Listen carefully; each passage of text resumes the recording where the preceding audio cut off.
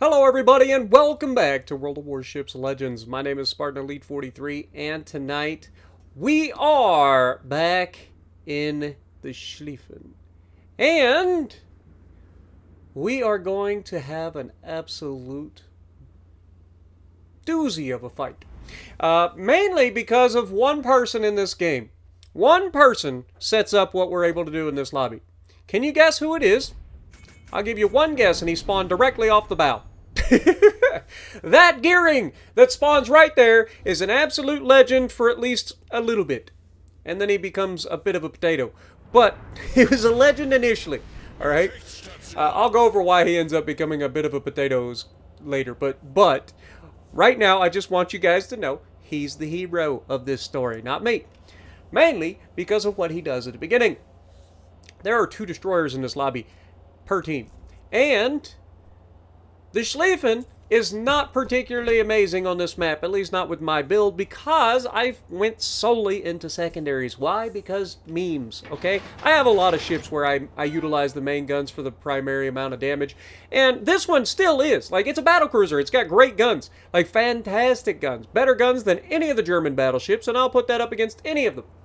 Okay? Like, the German battlecruisers, I've said this many a times, and I get a little bit of flack from all you Bismarck fans out there, but the German battlecruisers are the best German battleships. Period. It isn't close. It's not even a fair fight. Okay? The battlecruisers are simply better in every regard. They're just more fun to play. I don't know why anybody would choose to play the standard battleship line on purpose after these things came out. Like, I could give you a little bit of credit for wanting to play a Brawler early on, but now that these things are in here, why would you choose a Bismarck or you know, a Friedrich de Grosse or a Grosse Kurfürst? Why? Why would you? Now, right off the bat, we managed to land exactly 4 shells, and one of them was a Citadel. So we'll take that, right? Now, as the Alaska thinks about turning and running, you can see we're getting some pretty favorable RNG so far. Everybody has missed us completely as the Alaska takes another shot, but manages to stay full broadside. He does appear to be turning away here, so we take a shot a little bit higher. The main is on the backside of the island, and then we get hit with two hits from HE, and there's the problem with these things occasionally. If you get spammed with HE, everything breaks. Secondaries, torpedo tubes, it's not a good time, right? And that's why this particular map sucks. But you may have noticed I disappeared. Why did I disappear? Because the man on my left absolutely obliterated the enemy destroyer with torpedoes, which is hilarious. Okay? But that sets up what happens next. Now, right off the bat, you'll see me actually trying to help the right flank. One of the best parts about spawning middle in Scandinavia is that you have a beautiful look at being able to set up a crossfire on either side of the map. And you can do so relatively safely as long as not everybody's looking at you. But we get a couple of shots out there at the Sumner on the right flank, and we do hit him with a couple of shells. Not a lot of damage, but hey, every little bit counts, and that might be the difference between our Smolin getting the kill or not, you know? So, with that, I noticed that the guy is dead on my left, and I'm like, okay, we have opened the floodgates. It is time for Schlieffen to do Schlieffen things, and that is just be an absolute pain in the backside for anybody who would be able to take any secondary hits at all. Because we have the fancy commander on there. I don't remember her name, but she's the Gatling gun girl. Anyway, she's got a ridiculous perk that allows you to just, I forget what it is, however many, like the more hits I get, the faster the reload or something. I forget, it's something stupid. But either way, it turns the Schlieffen's nerf into not a nerf. Because that is what that ship, or that's what that commander was brought in for. And I am convinced of it. Wargaming can be all fancy and stuff and say this or that about balance and all that. But all it was they nerfed Schlieffen and other battlecruisers just in time to bring out a new premium commander so that you could undo their nerf by buying a new commander. And I'll put that in the bank. Alright? Y'all can say what you want. Maybe you guys are a conspiracy theorist with me on this one, but I'm pretty confident we can at least agree that it wasn't a coincidence. All right? Because it coincided very quickly. I think it was the same update, or maybe it was the update right after the Schlieffen was nerfed. And what did they nerf? Well, they nerfed the reload of the secondaries. They're like, oh, these secondaries are too powerful. So what do? They bring in a new commander, and the new commander's perk? increases the reload of the secondaries. Why? Like, oh my goodness, man, you can't make it up. But either way, as we start to move forward, you'll see why I say this map is terrible for this build, and it's because everybody's running away. I hate this map with a passion of with the white hot passion of 1,000 suns. I hate this freaking map. I hate it. Too much bullcrap freaking camping at the back of the island. It's so stupid. I hate this map. It's like, it's got the good news of my favorite map, only it's like twice as big for no reason, and it just leads into everybody sitting behind islands waiting to die on both sides. And it just comes down to a couple of people making a little bit of moves. Put that in your Bismarck and smoke it. But a couple of people making a couple of moves, and suddenly this map gets broken open, and all these little turd waffles sitting behind their island. Oh, God. Oh, thank God it's SAP. Could you imagine if that was armor piercing aimed at my broadside? Good Lord, he could have citadeled me and sent me back to port, and this video would have never been made. Thank God for all of these SAP spamming little turd waffles. I know there's going to be a lot of people in the chat be like, Spartan, the SAP is better. Dude had my broadside. Why? Did he hit me for very little? I mean, he hit me for a respectable... God darn it, Alaska. Stop breaking my stuff! I'm going to break your stuff slowly, and you're not going to enjoy it. As we turn this ship to do one of my favorite things ever. There's a lot of times I could potentially use the torpedoes on this thing, and I just elect not to because I prefer to use the secondaries. It's just more fun that way. I love torturing these little turds that think that they're just better than us by being in ships that are like built to not brawl. I like to brawl. And when I get at a ship like this and it has the capabilities, I like to let the secondaries sing.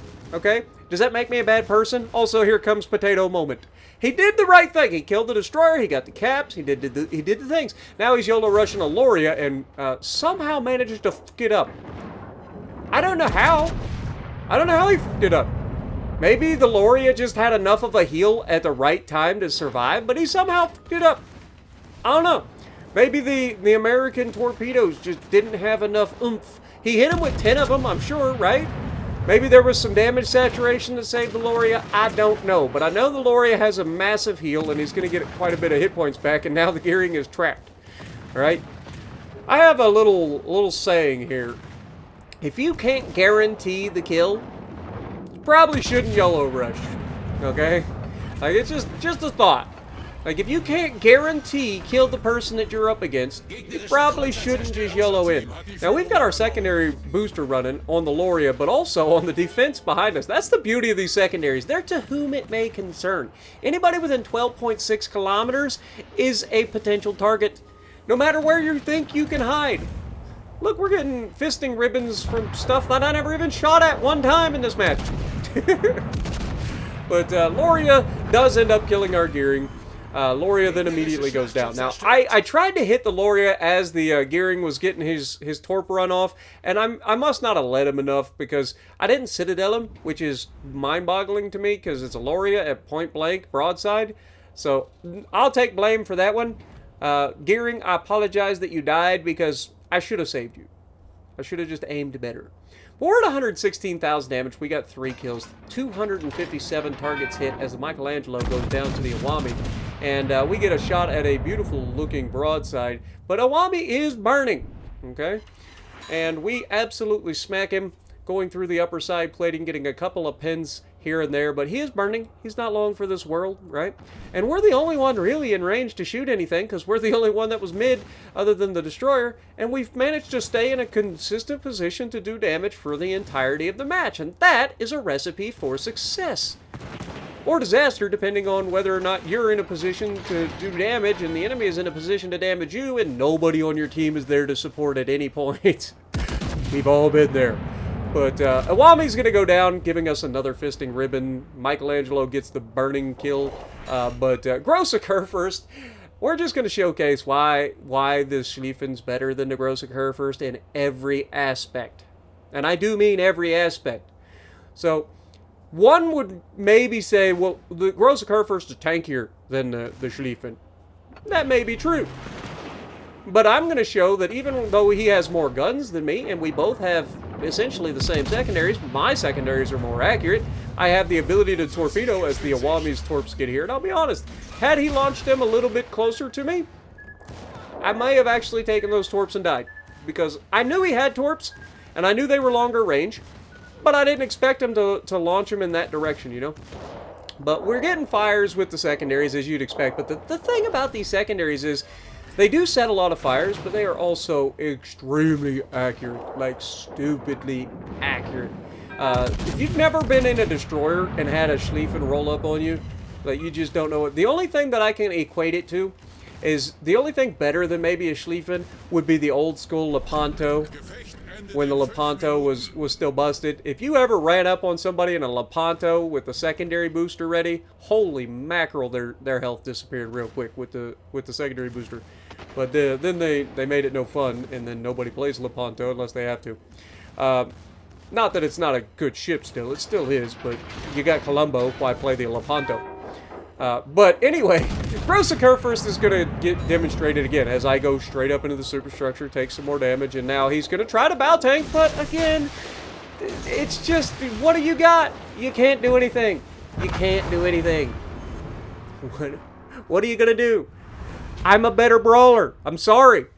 It's just the way it works. I don't make the rules. I got torpedoes, you don't. 222,000 damage. We only technically landed 3 torpedoes, technically.